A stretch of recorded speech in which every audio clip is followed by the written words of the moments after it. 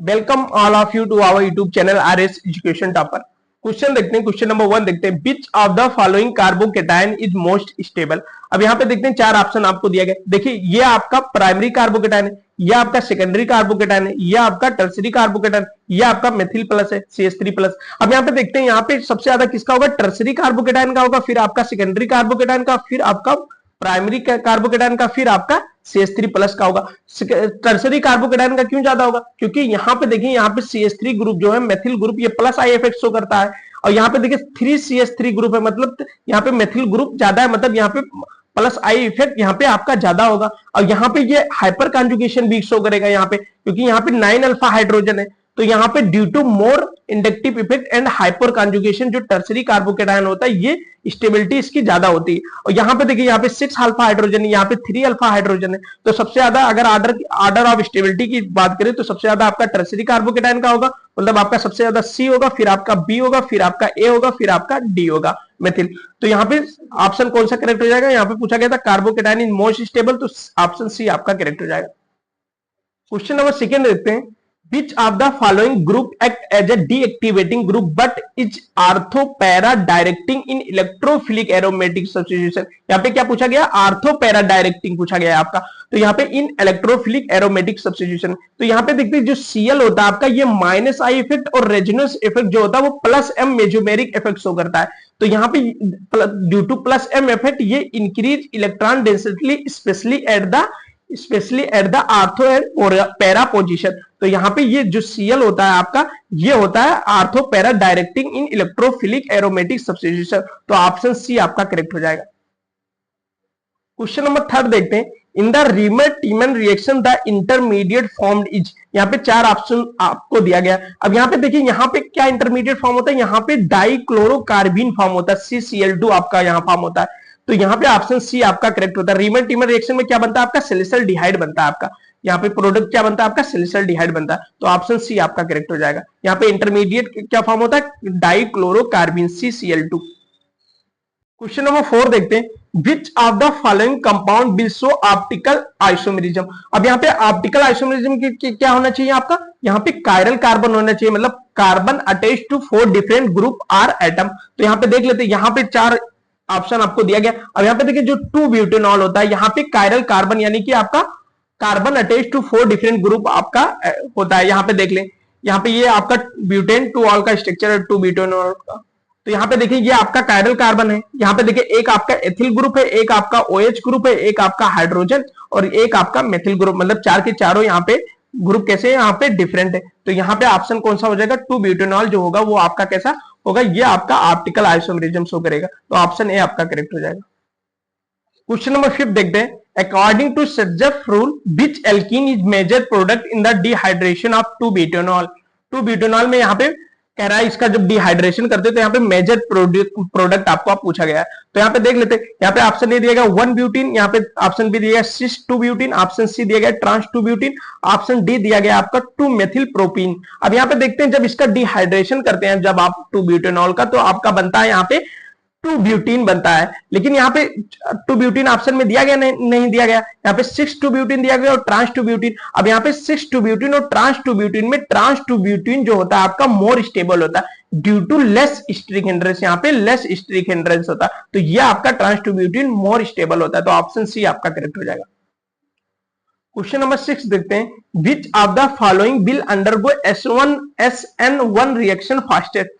अब यहाँ पे देखते हैं, SN1 रिएक्शन जो होता है, SN1 रिएक्शन वो किस पे डिपेंड करता है, on the stability of the carbocation intermediate. मतलब यहाँ पे कार्बोकेटायन SN1 के लिए सबसे ज्यादा स्टेबल कौन होता है, कार्बोकेटायन टर्सरी होता है, फिर आपका सेकेंडरी होता है, फिर आपका प्राइमरी होता है। तो यहाँ पे देखिए, ये आपका ये टर्सरी ब्यूटाइल क्लोराइड है आपका, ये आपका टर्सरी ब्यूटाइल क्लोराइड है, तो ये फॉर्म करेगा आपका स्टेबल टर्सरी कार्बोकेटायन, मतलब ये आपका टर्सरी कार्बोकेटायन होगा जो कि मोस्ट स्टेबल होता है, तो मतलब ये आपका फास्टेस्ट होगा। SN1 रिएक्शन आपका फास्टेस्ट किसके लिए होगा, आपका टर्सरी ब्यूटाइल क्लोराइड के लिए, क्योंकि ये आपका टर्सरी कार्बोकेटायन फॉर्म करेगा, और टर्सरी कार्बोकेटायन जो इंटरमीडिएट होता है वो मोस्ट स्टेबल होता है SN1 के लिए, तो ऑप्शन बी आपका करेक्ट हो जाएगा। क्वेश्चन नंबर 7 देखते हैं, Which of the following aldehyde does not undergo Cannizzaro reaction। अब यहाँ पे देख ले, Cannizzaro reaction is given by aldehyde which do not have an alpha hydrogen, मतलब आप इन चारों में से वो ऑप्शन ढूंढ लें जिसमें आपका अल्फा हाइड्रोजन हो, तो वो आपका क्या केनिजारो रिएक्शन नहीं देगा। तो यहाँ पे देख लेते हैं, यहाँ पे एसिटल्डिहाइड जो होता है CH3CHO, यहाँ पे इसमें क्या 3 अल्फा हाइड्रोजन है, मतलब ये आपका केनिजारो रिएक्शन नहीं देगा। ये क्या देगा, आपका एल्डोल कंडेंसेशन रिएक्शन देगा आपका। तो यहाँ पे ऑप्शन सी आपका करेक्ट हो जाएगा, मतलब यहाँ पे ये आपका केनिजारो रिएक्शन नहीं देगा, तो ऑप्शन सी करेक्ट हो जाएगा आपका। क्वेश्चन नंबर 8 देखते हैं, इन विक्टर मेयर टेस्ट आप प्राइमरी अल्कोहल गिव्स, यहाँ पे कलर पूछा गया, तो यहाँ पे प्राइमरी अल्कोहल जो होता है वो आपका रेड कलर देता है, और जो आपका सेकेंडरी अल्कोहल होता है इन विक्टर मेयर टेस्ट वो आपका क्या देता है, ब्लू कलर देता है, और जो टर्सरी अल्कोहल होता है वो रिमेन्स कलरलेस होता है। तो यहाँ पे आपका प्राइमरी अल्कोहल के लिए पूछा गया था, तो ऑप्शन ए आपका करेक्ट हो जाएगा। ये आपका क्या देता है, रेड कलर देता है इन विक्टर मेयर टेस्ट, तो ऑप्शन ए करेक्ट हो जाएगा आपका। नंबर 9 देखते हैं, Lucas reagent is a mixture of, तो ये आपका मिक्सचर होता है concentrated hydrochloric acid plus anhydrous ZnCl2 होता है। इसका यूज किस लिए किया जाता है, इसका यूज किया जाता है primary secondary and tertiary alcohol को पहचानने के लिए, रिकॉग्नाइज करने के लिए किया जाता है। It is used to distinguish between primary secondary and tertiary alcohol based on the time taken for turbidity to appear, तो ऑप्शन ए आपका करेक्ट हो जाएगा।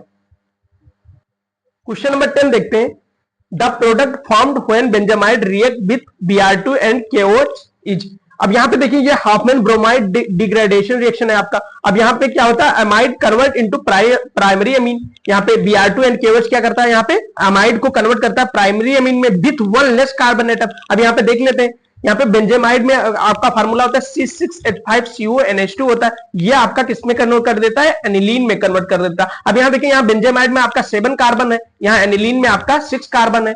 यहाँ पे देखिए एनिलीन का क्या फार्मूला होता है, C6H5NH2, यहाँ पे आपका मतलब ये आप जैसे आपका रिएक्टेंट साइड में 7 कार्बन है, तो यहाँ पे प्रोडक्ट साइड जो बनेगा आपका, यहाँ पे 1 कार्बन कम हो जाता है, मतलब यहाँ पे विथ 1 लेस कार्बन एटम जो बनेगा, मतलब पेरेंट एमाइड से आपका जो रिएक्टेंट बनेगा उसमें 1 कार्बन, यहाँ पे बेंजामाइड में आपका 7 कार्बन है, और ये जो आपका प्रोडक्ट बन रहा है एनिलीन, इसमें 6 कार्बन, तो ऑप्शन बी आपका करेक्ट हो जाएगा। क्वेश्चन नंबर 11 देखते हैं, which of the following is the strongest acid. अब यहाँ पे देखते हैं, एसिडिटी जो होता है वो directly proportional to minus I effect होता है, और आपका inversely proportional to plus I effect होता है। तो यहाँ पे देख लेते हैं, यहाँ पे CH3 जो मेथिल होता है ये प्लस आई इफेक्ट शो करता है, मतलब ये आपका क्या हो जाएगा, इन चारों में ये आपका लीस्ट एसिडिक हो जाएगा। अब इन BCD में देखिए, यहाँ पे देखिए 1 क्लोरीन है, यहाँ पे 2 क्लोरीन है, यहाँ पे 3 क्लोरीन। अब यहाँ पे देखिए, यहाँ पे माइनस आई इफेक्ट ज्यादा लगेगा क्योंकि यहाँ पे 3 क्लोरीन है, तो ये आपका स्ट्रॉन्गेस्ट एसिड हो जाएगा, तो ऑप्शन डी आपका करेक्ट हो जाएगा।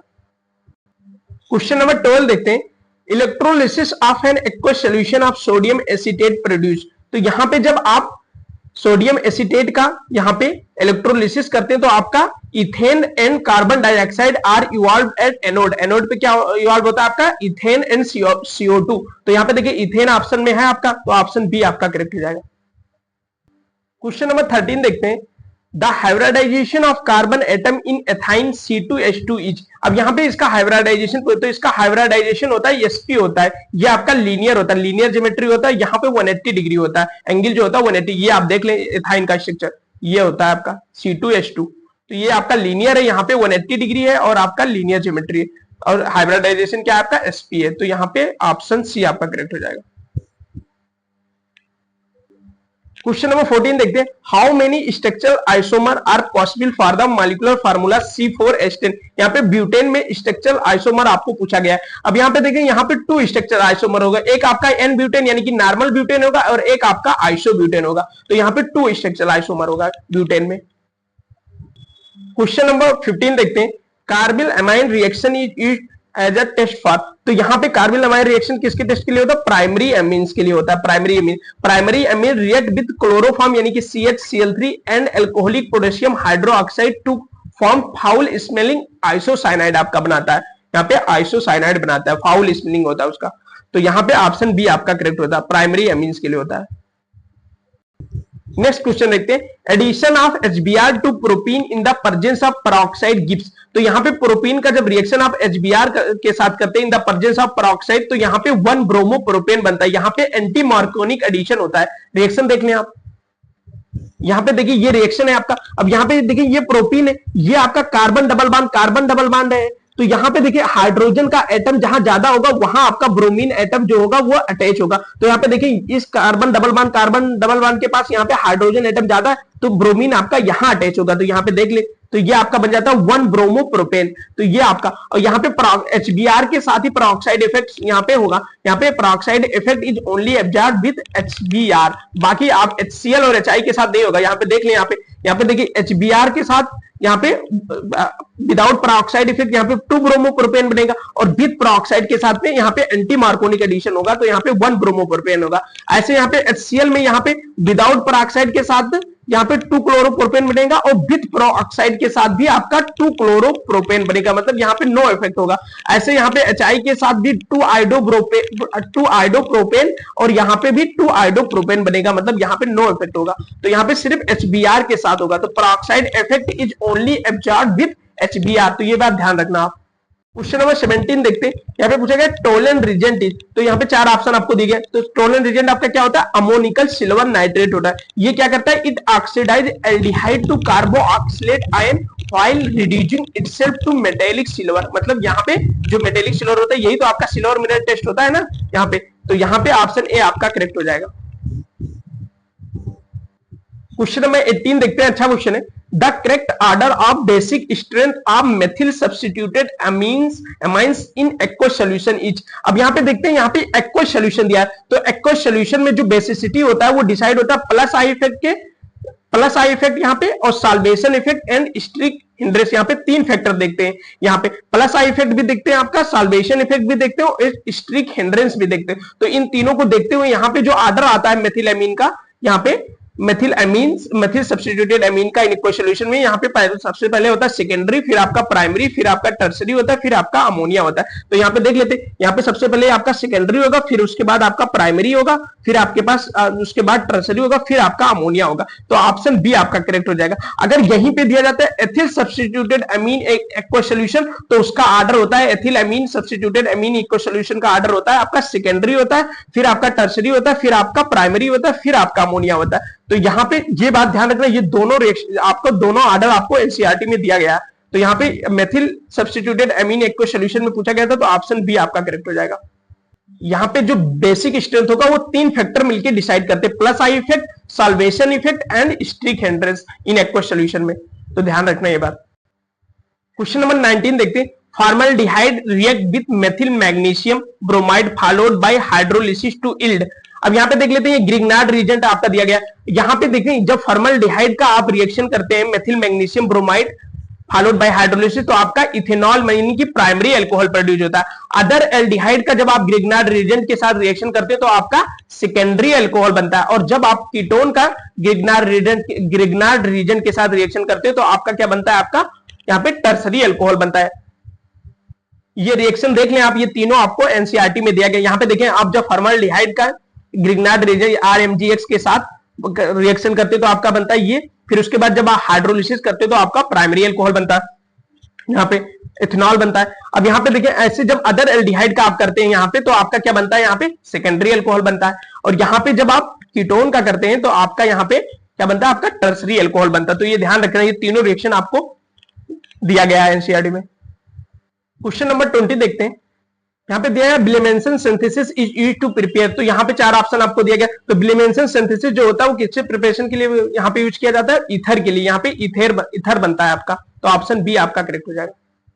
क्वेश्चन नंबर 21 देखते हैं। पूछ रहा है विच of the following is most reactive toward electrophilic nitration. अब ये अच्छा क्वेश्चन है। यहाँ पे देखते हैं, यहाँ पे देखेंगे, यहाँ पे ये बेंजीन है C6H6 है, यहाँ पे टाउलिन दिया गया, यहाँ पे नाइट्रोबेंजीन, और ये आपका क्लोरोबेंजीन दिया गया। अब यहाँ पे देखें, टाउलिन में आपका यहाँ पे क्या फार्मूला होता है? C6H5CH3, और यहाँ पे CH3 जो होता है ये आपका plus I effect and hyper conjugation show करेगा यहाँ पे टाउलिन में, क्योंकि यहाँ पे ये प्लस इलेक्ट्रो डोनेटिंग ग्रुप होता है आपका मेथिल ग्रुप, तो यहाँ पे आपका यहाँ पे plus I effect and hyper conjugation show करेगा। तो यहाँ पे ये क्या हो जाएगा? ये इंक्रीज कर देगा electron density on the ring पे, और making it more reactive toward electrophile. तो यहाँ पे ऑप्शन बी आपका करेक्ट हो जाएगा। ये आपका most reactive toward electrophilic nitration हो जाएगा, तो ऑप्शन बी आपका करेक्ट हो जाएगा।